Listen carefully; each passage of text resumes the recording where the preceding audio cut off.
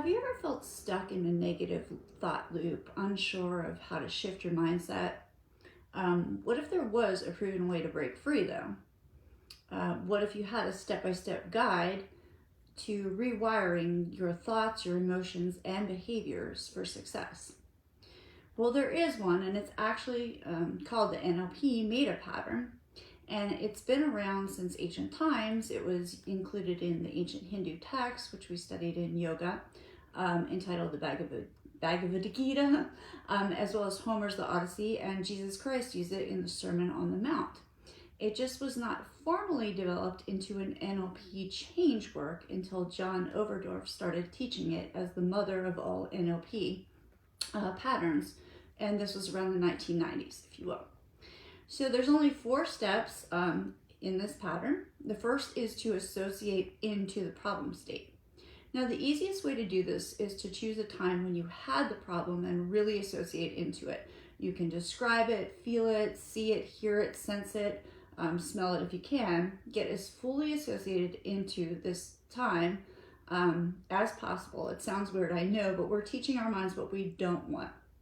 Step number 2 is to dissociate. So you want to dissociate fully from the problem state.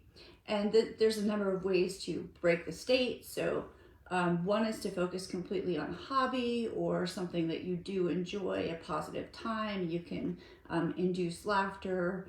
It's basically a distraction, if you will. So in the office, we can simply ask a weird question like, oh, what do you think about the smell of popcorn, or something like that.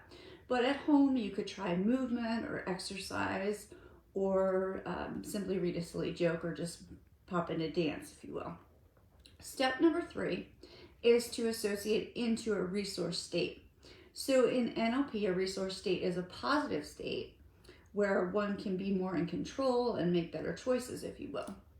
So it's important that this is a state that you can find that is not only positive, like calm or at peace or more focused and energized, but it's also important that it's an internal state that's independent of somebody else, basically.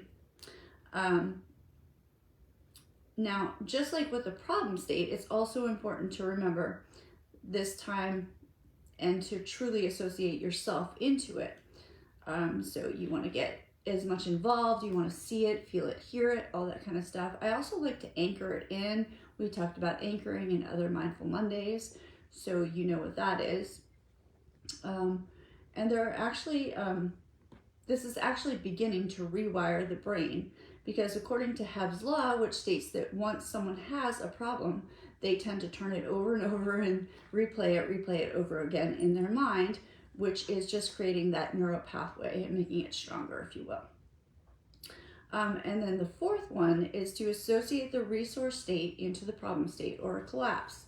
So this is definitely easier in office because we can easily keep taking one through the positives and collapsing things down and talk through things. However, if you need any help with this, you can always reach out. We're going to make this a short Mindful Monday because I had a lot of dental work done this morning. So, but it is still possible to do this on your own through talking out loud or through journaling. But if you need assistance, please reach out. And I hope you've had a great Mindful Monday, and thanks for being here.